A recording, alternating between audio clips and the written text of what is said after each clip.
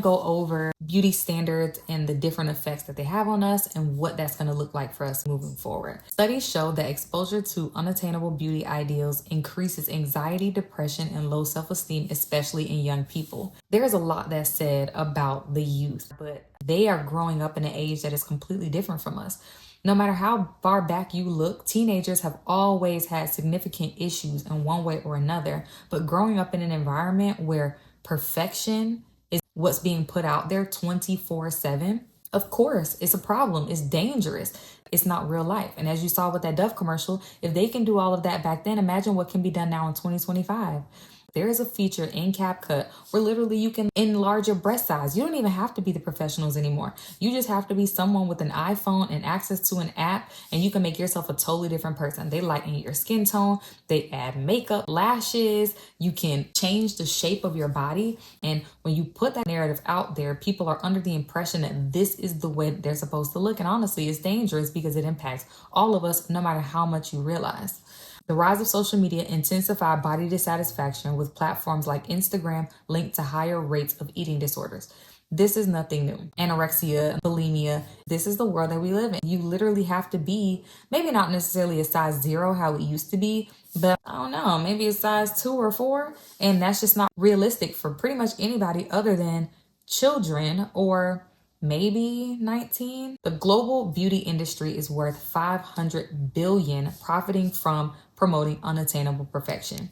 If you had a product, this product can curl your hair in 10 minutes, but you knew that there was already a product out there that can curl it in 5. Would you want them to know about the product?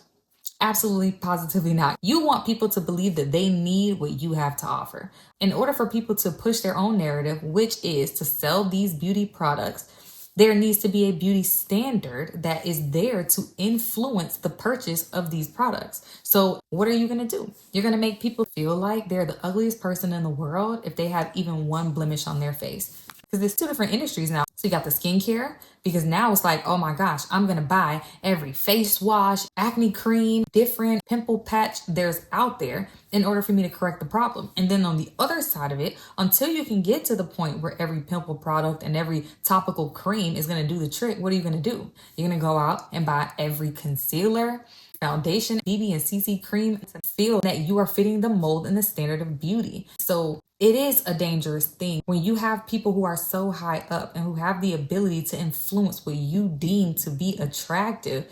You kind of have to just consider who is the person that's pushing it and what is the motive. And the very clear and simple motive is that people want to financially benefit off of your insecurities. And when people are able to control the media, meaning the movies, if every person that you see in the movies, every princess is thick, skinny, and seemingly flawless, you're going to feel like that is exactly the mold that you need to be fitting into. Even aside from that, you have things like skin lightening, and that's a huge part of the beauty industry because everything is tied to Eurocentric standards. So another fact, skin lightening products often marketed in regions with Eurocentric beauty ideals contain harmful chemicals like mercury, leading to serious health issues. Skin lightening products marketed are valued at $9.96 billion in 2021 and is expected to grow 5.5% compounded annual growth rate from 2022 until 2030.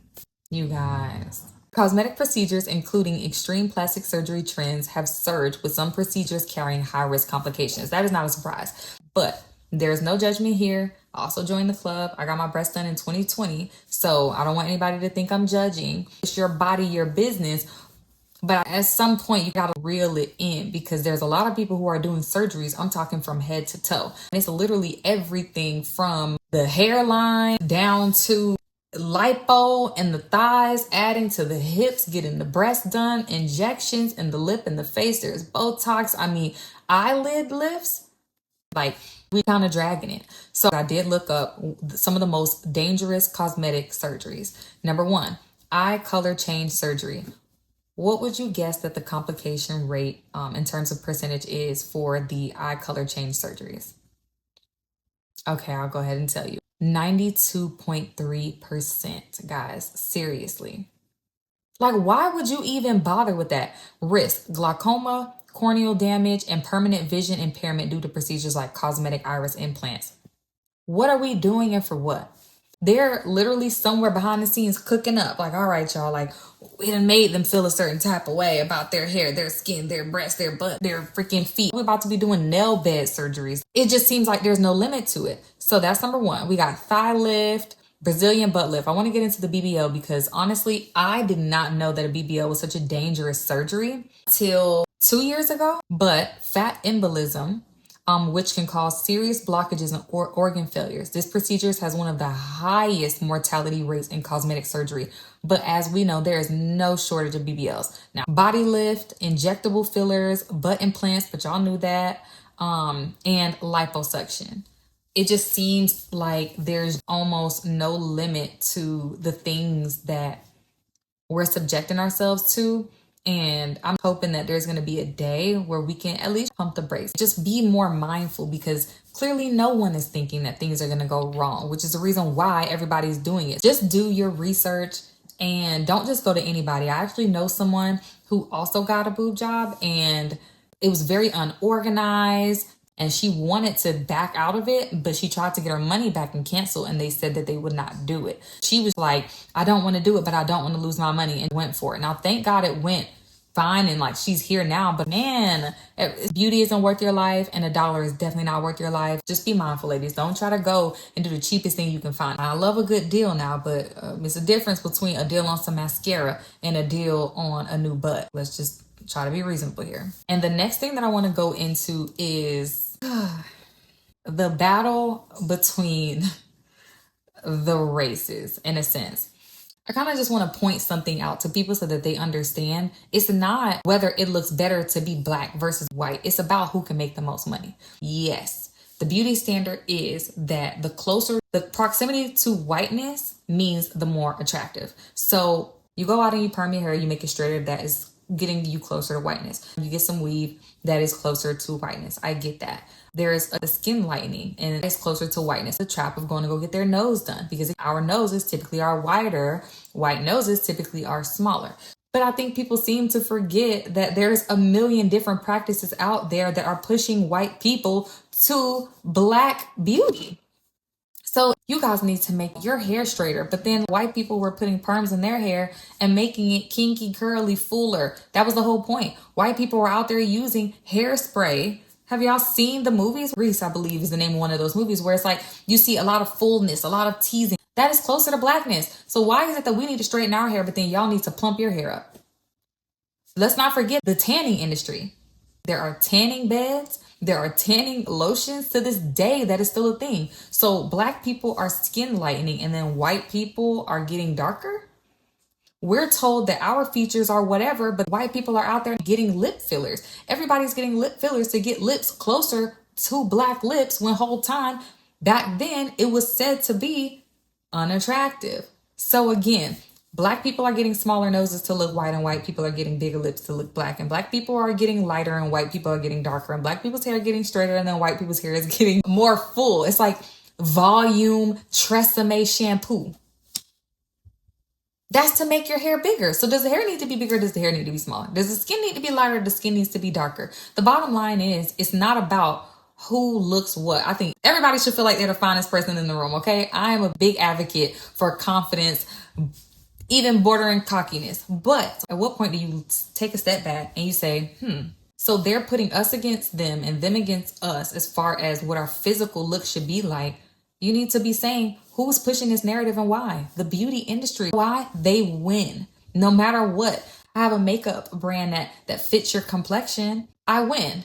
Because I have the light shades and the dark shades and everything in between. I win on both sides of the coin. I want us to think about what makes the most sense and do what is best for us, because it's a lot of narratives that's being pushed, but it's really all just for financial gain. And I just hate the fact that it seems like slowly but surely we're losing our individuality. I hate to say it, but it's a lot of times that I'm looking online, I'm looking at these music videos, I'm looking on TV, and I feel like I'm seeing a lot of the same thing in the same face over and over again. There's a million different ways to be beautiful, a million different heights and body types and skin colors and hair textures and different noses and all of those things. And I'm just over the narrative that it's just getting closer and closer to everybody being the exact same face and the exact same body. And I'm over it. So I don't want to give you guys too much and then give you no hope. There's plenty of hope, but the first step is just bringing awareness and attention to these things. Now I want to go over some ways to combat the effects of everything that we've been seeing in the last 20 years plus. Curate your social media feed. That's a really good one and a big one. Be mindful of who you're following, why you're following them. There's a lot of people who are authentic online. I'm not saying necessarily unfollow every single person, but I am saying at least put a mixture in there so that you do have some realistic things as well. Because if you're looking at 100% of photoshopped pictures and videos and filtered things all day long, what is that going to do to your psyche? So unfollow some, diversify, and limit screen time. Educate yourself and others. Learn about the history and impact of beauty standards. This video is a good starting point, but honestly, there's so many more things that you can dive deep if you choose to do so. And if you do, come back and comment and let me know. But educate yourself and share the information. Don't just gatekeep. Tell it to anybody who will listen. You never really know who you might impact by sharing the information because some of this stuff we don't even think about. You see these movies, I never really thought too hard about it, but at some point I was like, these people are waking up and going to sleep in full glam. You have to pay attention to it or you might just miss it. Support inclusive brands and media. So buy from brands that promote diversity and ethical practices. Like a TV show. If it's a great TV show, but nobody knows about it, it will not get renewed for another season. It doesn't matter how amazing something is. If no one hears or sees, no one knows. So you want to make sure that these businesses are getting business and getting recognition so that they can afford to stay relevant, because a lot of these bigger brands who are backed by these people who want these narratives to be pushed, again, we're talking $500 billion backup for anybody who's promoting the narrative. So you need people to know of these brands so that they can literally afford to stay in business and open people's eyes to things like this. So support, talk about them, share them, challenge harmful beauty practices, avoid products that promote skin lightening or extreme alterations. Honestly, that's all I'm going to say about that. Just don't do it. Self-acceptance and body neutrality, focusing on what your body can do rather than how it looks. If you believe in anything bigger, any sort of higher power, you should already know this is not what it's about. The physical form is not what it's all about. We're here for far more than that. And don't get me wrong, we can get caught up in it, but not what's important. You're not going to be stuck with this body forever, all right? You got this one little lifetime. Do what you can do and accept what you got and keep it pushing. And advocate for policy changes, support regulations against harmful beauty products and misleading advertising. Awareness and support. Just look for the information because it is online. There are people who are going to bat behind these kinds of things and get them up, follow them so you can stay up to date. So I hope that it was impactful. Let me know any experiences that you have had or any things that I might want to learn or could be helpful to me. But aside from that, I guess until next time, like, comment, subscribe, and I will see you next time.